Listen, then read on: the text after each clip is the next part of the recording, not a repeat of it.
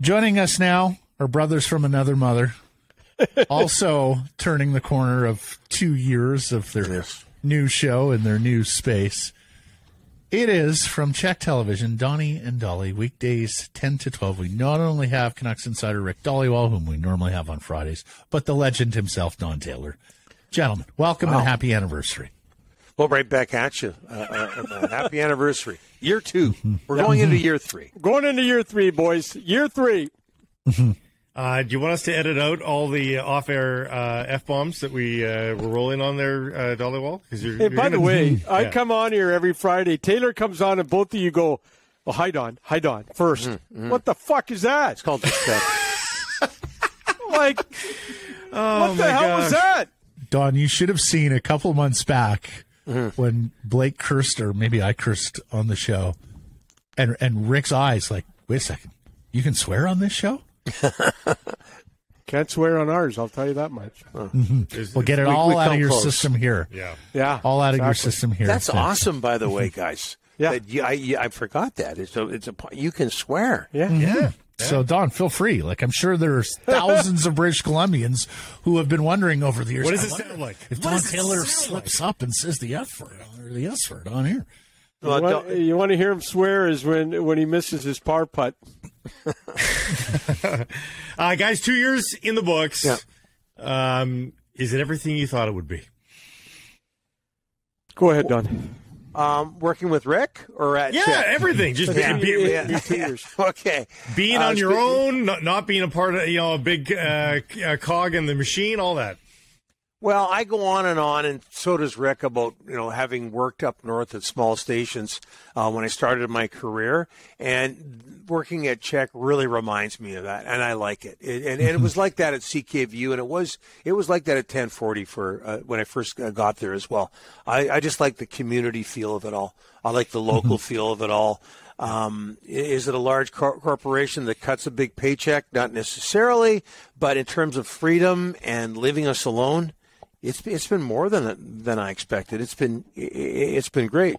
And it's a great model there with Czech, I must say.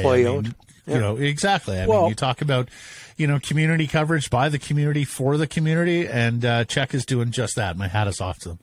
Well, and don't forget, not being at the home of the Canucks is a big thing. Like I'm not, let's be honest, right? And I was at the home of the Canucks 5 years ago. And it's tough, right? And there is freedom. And Donnie and I rip and tear. And yet you still suck up to Rutherford every chance you get. Stop it. But it is nice to, not be handcuffed sometimes. But what I like about working with Don is talking about the 79 Soccer Bowl, the 82 Canucks, the 85 Lions. But you know what? Hey, hold it. And that's about it. No. Ernie Punch McLean, because hold it a second, guys. Nothing pisses me off more than listening to, certain shows and not respecting the history of sports in this market. There was a Canucks alumni, Donnie, I can't remember, he died a few months ago, and Donnie brought him up. He was in the 70s. Who was it? And Don, we were talking about it, and those guys that played in the 70s, 80s, 90s are very important to us. And, whether it was... The Bobby Schmutz. Yeah, the Bobby Schmutz. Bobby Schmutz passed, and Don said, we got to lead with it. We got to talk about Bobby Schmutz. And you know what? He cares. I care about the history of the city and local. He had a boss named Paul Carson. I had a boss named Gary Rabel, and they taught us local. And when you listen to Donnie and Dhali, we're going to take you down memory lane because we care about the history of British Columbia sports. And we had two bosses that taught us the importance of local. I had both of those bosses. Matter of fact, we still do business with Gary Rabel today, and we still see Devin Carson, Paul's son, from time to time at our events. It's funny you say handcuffed, Rick. Maybe this is my background as a print guy, but I never once felt handcuffed at 1040. Don, did you feel handcuffed at 1040? Like, did you feel like you couldn't criticize the Canucks to the extent you wanted to? Because I never did. I haven't owned handcuffs since the 70s and 80s. That's a long story. I don't really... I didn't you lived in Chawasan. Okay. Yeah, since your furry days in the 70s. That's right. But, no, I can't say I did, but I always felt maybe there was a bit of a shadow, a bit of a specter there when we were the voice of the Canucks or the Lions. Never felt totally handcuffed, but for some reason there just seems to be more freedom here. Yeah. And I'm not sure if I could put my finger on it, but it's been really enjoyable. Yeah. Don, did you ever think when you finished your last Sportsnet show all those years ago, did you ever think you'd be back doing highlights daily? No, well, we do it after every Canuck game, and no, I really enjoy it. I love well, not daily. Hey, don't give them any ideas. I only want to work so hard, okay?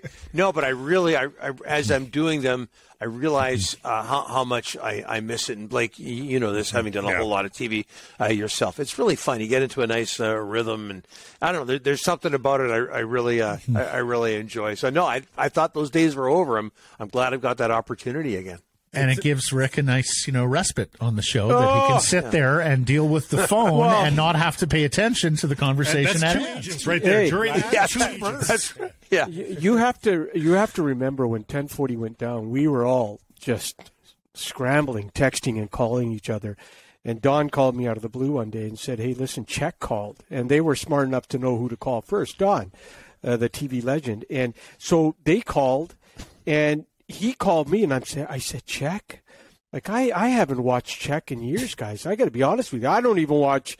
I grew up with Bernie Pascoe, John McKeechee, and Barry Houlihan, BCTV Sports.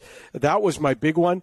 But you never watched Alex Robertson in Czech? Alex Robertson in Czech, but that was many years ago. So Don calls in Czech, and I'm going, holy, I did radio for 32 years. I got a face for radio. I'm not the best-looking guy in the world. I'll call a spade.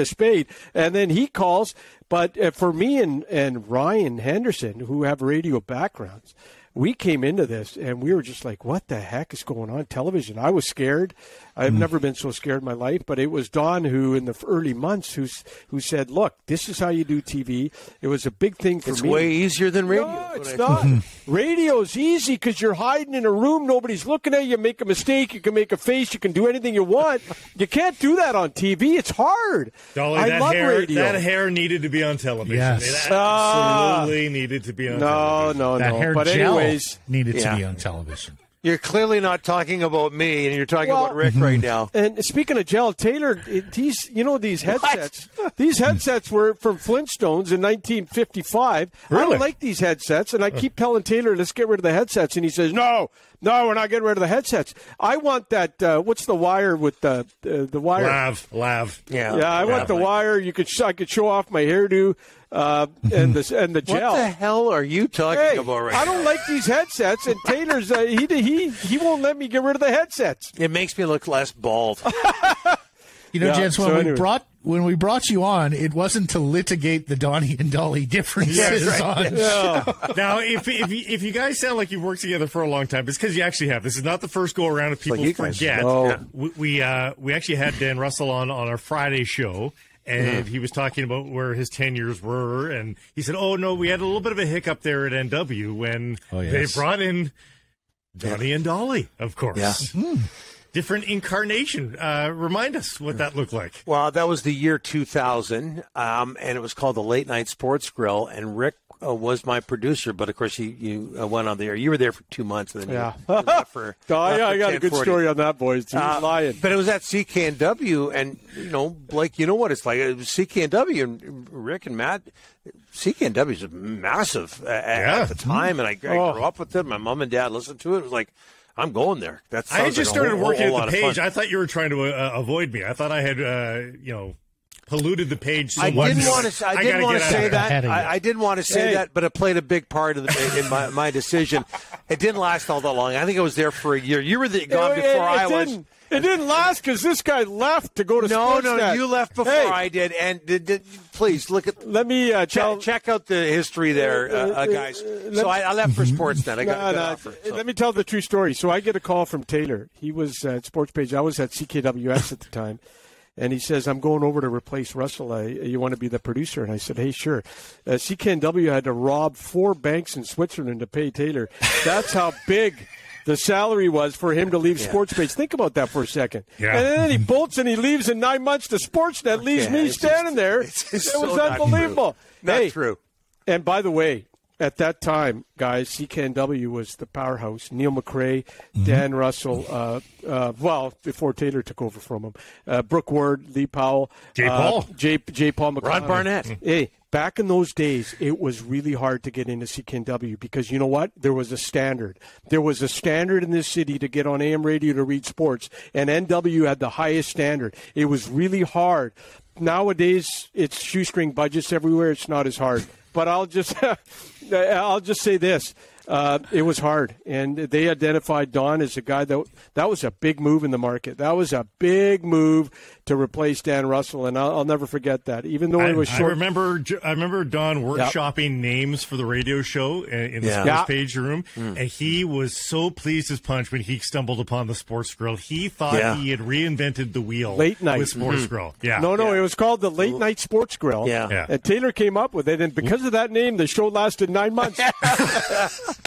It was 8.5, actually. Horrible name. And you were gone before then. No, I was not. Were you hoping to get some sort of like burger sponsor or something like that? Late night sports. Taylor loved it because it was 2 hours a night. And kind of like now, except not at night. Yeah, no kidding. No, it was a good run there. No, we had fun. You call that a run? Hey, we had Gordie Howe come in studio, Donnie. Yeah. That was a really nice night. Gordie Howe came in with Scott Bonner and Ron Toigo. Brian Burke came in. I'll never forget.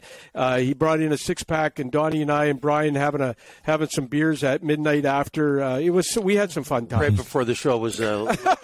So why did you leave, Ricky? Why did it only last 2 months? What do you mean, why do I left? Taylor freaking left. Let me tell the story. No. You left because 1040 started. Yeah, 1040 and you had an opportunity to be somewhat of a boss at 1040, right? Yeah. Because there's more money. That's why he left. And I left because, you know what, I enjoyed it there, but I missed, again, Blake. You missed TV. I missed television. I missed television, and I thought, I've only got so much time with my hair, so I thought let's get back into television. I've got this chance to work for a national network, which I hadn't done before, so I wanted to experience something different. Remember when there were options to make more money in other places? Remember when that was a thing, right? Oh boy, you get phone calls from multiple people. Now you're begging. Now you're creating. Now you're creating your own thing. Like you guys. Yeah, absolutely. No, go ahead. Go ahead. No, finish up. No, I had a meeting with Donnie. I had an inkling Donnie was going to go back to TV. Who'd you have a meeting with? No, I had a meeting with Paul Carson and John Ray in a hotel room, and I remember getting. Just stop it. It's okay to have meetings in hotel rooms, Donnie. Was Mary Lou Henner around? Hey, hold it. Before 650 started, I know somebody to my immediate right who had a meeting in a hotel room with somebody. So don't give me that crap. You met with tons of people, too. It was a ballroom, Ricky. I had a meeting. It was a ballroom. Never mind. I had a meeting. Let me rephrase it. I had a meeting in a hotel with Paul Carson and John Ray, and then I went over to. It's no less funny the second time. No, just stop. Anyway, it's not getting better. I went over to 1040. Donnie went to his rightful place in television. And it was a short stint at CKNW. Fun time. Okay. At the risk of giving Ryan J. Henderson even more license to wear dirty T-shirts on TV, you guys started up and Don was in a suit. Yeah. And Blake and I looked at each other like, Donnie's in a suit there. Yep. And we could tell Ricky didn't want any part of the suit. No. Now you guys are very casual with your attire on TV. Yeah. And Ricky's got his shtick with the Hawaiian shirts. Tell us about that process. Only Fridays, Hawaiian shirts. But Donnie started out with the suits. He's a suit guy. I'm not. I hate ties. I hate suits. I hate weddings. I hate the whole 9 yards. I'm not a suit guy, but I was so used to wearing suits on TV, and it took me like 9 months to figure out that I didn't have to do that anymore. Just let me figure it out, though. So jeans to weddings, suits to work. That's right. Yeah. Is that the way that works? Okay. Yeah, hanging out with these guys, I wear a suit. I don't know. I have no idea what I was thinking there. But I got rid of the suit. And guys, I want to say this about... Was that a lobby from Rick and Ryan? Like, were they telling you, Donnie? No. Yeah, I just think one day I went, you know what, this is unnecessary. Yeah. Yeah. And the great thing about Czech guys, they don't say anything to us. Like they just, I could come in a tank. I could come in a tank top and they wouldn't care. Just a great BC-born company. Yeah, we're thinking of going shirts and skins. Yeah, you can look forward to that. Chippendales. We could come in a Chippendales one day outfit. They wouldn't care. Yeah, singlets. Donnie and Dhali singlets. Exactly. Guys, and you've been around for many of them. How bad has this Canucks season been? Does it rank with some of the worst you've ever seen? Donnie, go. Well, yeah, I think one of the things that they're not going to make the playoffs for the third straight year, and that record of futility goes way back. You can even go back to 2011. But I think the frustrating thing for a lot of people, and I don't know if you've talked about this on the show, I'm sure you have, but some of the moves that have been made just remind me so much of things that Jim Benning and that era, what that group might have done. So that's been extra frustrating. There's the losing and, the coaching changes, but even more so the trading away of future assets. That's been really frustrating for a lot of people in Canuck Nation who have followed this team in frustrating fashion for a long, long time. So, yeah, it's right up there. Now, it might work out. It might work out, but it just seems so similar, and I think that's tough for a lot of people to take. Just tired, guys. It's been 11 years. People out there, the media is negative. The media is this. We got our haters. You guys got your haters. We got our haters. And the haters now have Twitter and they have text line. You meet those guys in a hotel. Smooth it over. I'm not meeting any haters in a hotel room, I'll tell you that much. But we're tired, too. It's been 11 years. And, and Donnie says all the time, I want to see a Canucks Stanley Cup win in my lifetime. Everybody does. You know what? I'm getting tired. Year after year, it's been 7 out of 8, no playoffs. It affects us, too. Like the media, you guys are negative. You guys are negative. Well, give us a freaking positive year. Give us a playoff run. Go back to 2011. Do you ever remember anyone bitching about the Canucks media being negative? No. When they won the President's Trophy, were the Canucks media negative? No. Give us something to, give us something to work with here. It's been 7 of 8 years and no playoff hockey. It grows on us, too. Jeff Patterson says it all the time. We work with the material presented by the club and provided by the club. Bingo. And for the last 10 to 12 years, the material provided by the club has been a lot more losses than wins. And it's the same story is the problem, right? It's that we're telling the similar stories. We try to tell the individual stories on the players when we can, but ultimately the overarching plot line is just so damn similar. Right. Yeah. And I think the worst part is, and I think, that frustration came to a boil several times this year, is because that it just seems like ownership and management aren't applying the lessons learned over this decade. That quick fixes are really difficult. It's far more likely to build something sustaining and lasting over a longer period of time, as opposed to snapping your fingers and thinking that you can do it overnight or in a summer. And I know you guys get the same sort of response, but we get a lot of people angry at us for bringing that up. Yeah. Like, hey, try something different and like rebuild, whatever. Just try. Don't be afraid of the R word. Yeah. And we get people really angry. And I'm thinking, this is 50-plus years, guys. Like try something different. And again, maybe it works out. In contrast to that, is we had Tom Ghilardi on about 2-3 weeks ago. And we brought up rebuild with him, and he's like, well, I'm not going to rebuild. I thought for sure he'd rip into Aquilini, given their history together. Yeah. But he was like, no. In today's NHL, it's so close. You can retool. You don't have to rebuild. So I was surprised at that. But somebody's been around since 1970. I just wanted to see something different. Yeah, no, I hear you. Rich guys, it's almost like they're accustomed to getting what they want when they want it. Well, there's always outliers, though, right? Yeah. Like the Boston Bruins have remained uber competitive for 15 years. So that makes people believe it. They blew an entire first round in 2015. They had 30 picks, and they got one player out of it. Look at Buffalo. Look at Buffalo. Look at Buffalo, 12 years. Arizona. Florida only got out of their mess last year. So some of these rebuilds are 10, 11, 12 years, guys. Yeah. Hey, if there was a playbook, guys, there'd be one really rich guy somewhere with 7 Stanley Cup rings. Unfortunately, there isn't a playbook, right? Yeah. Although there are lessons to be drawn, particularly from multiple Stanley Cup winners like the Hawks, like the Kings, like the Lightning. And more often than not, they have some really high draft picks on those teams from being pretty bad. Exactly. Colorado. First overall picks matter, boy. They're difference makers. We've seen the attendance dwindle here down the stretch, guys. Do you think they take a significant hit over the summer? Do you think there's a lot of people saying, that's it, I'm out on Canucks hockey for next year? I think because of Rick Tocchet and that Tocchet bump, which, of course, is, subsided lately, I think they might be okay initially, but if they don't get off to a good start, like what if they get off to the same sort of start they did this season? That's it. Then you're going to see a whole lot of empty seats, whether the seats are new or not at Rogers Arena come next season. I think initially they'll be, because the core is still pretty good. There's been some interesting moves, but if Demko can't hold them in games, win games for them, and they lose right off the bat, that's going to be big trouble. Hey guys, they haven't dipped attendance to 9, 10, 11,000 in the last 8, 9, 10 years. I don't see them going down there. This is a great hockey town. They're willing to pay. They're willing to wait. It's an intelligent fan base.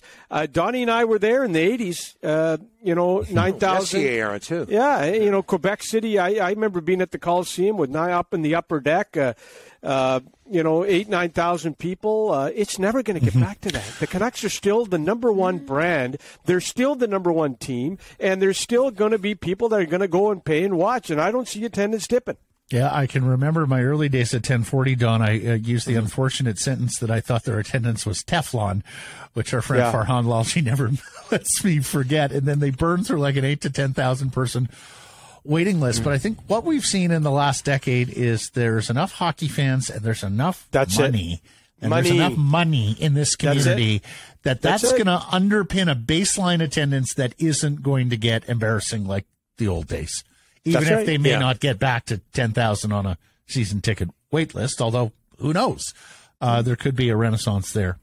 Yeah, as long as there's some emotion there, like you don't want indifference. If there's hate there, that's okay. At least people still care. The one thing I do wonder about this summer is that there were some questions this year along the way, whether it was Francesco and the children and their accusations, whether it was Rachel Doerrie or whether it was the way they handled Bruce Boudreau, just on a basic level of human decency. So I do wonder whether that comes back to bite as the renewals packages go out. Lastly, guys, speaking of a renaissance, my very first show on 1040, and it was with this guy as a 2-hour co-host, not as the full-time co-host. There was a few months there, where he only had to suffer me for 2 hours, much like you, Don, with Rick. And it was the day after the BC Lions won their home Grey Cup here in 2011. Yeah. And look, they maintained as a Travis Lulay. Buck Pierce was for Winnipeg. Right. That's right. Go ahead. They maintained as a pretty good franchise even after Wally and through the Mike Benavides era, some unfortunate playoff losses. And then the wheels really started to come off. Yep. How much tonic was it for the Lions' soul to get last year and to get this new owner, Amar Doman, and everything that he has brought to bear at BC Place?